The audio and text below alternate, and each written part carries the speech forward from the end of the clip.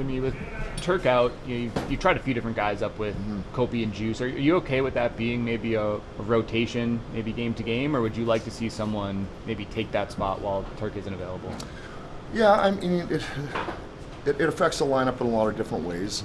Because certain guy, you could say, hey, why don't you post Laugh or Fogues or somebody like that? Well, that line's going all right. So I think Kopi and Juice play together a lot, and so it's important that they get a real complementary piece that complements their game. And we've had different guys who can do that, but as you see, Louis there, and we think Louis can do that well. He gets to the net. You saw the double screen with him and Kopi last game. Is it tough when maybe you have one line like Q's line right now that's going well that you might say, well, these pieces could help a different line, but you don't want to take away from what they're doing also? Oh, we've done that before in hockey for sure. Sometimes you try to do this for one line and take away, and you end up,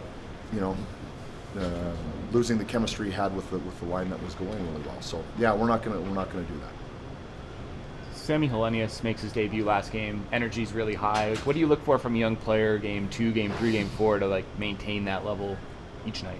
Well, that's just it, right? You're going to say consistency, but we were just talking about Sammy. He had consistency through the training camp, through the whole preseason, much like Leasy. So not a concern for me at all with him as a player.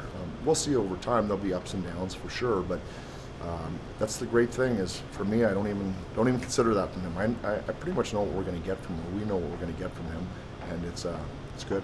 When you can say that about him and Andre, does that give you the trust to play 3 young players together on a line when you know that at least 2 of them are the consistent kind of guy? Yeah, right. Well, and Akil's been that way too. So the 3 first-year players, if you want to call them, but they played a fair amount at 5-on-5 last game.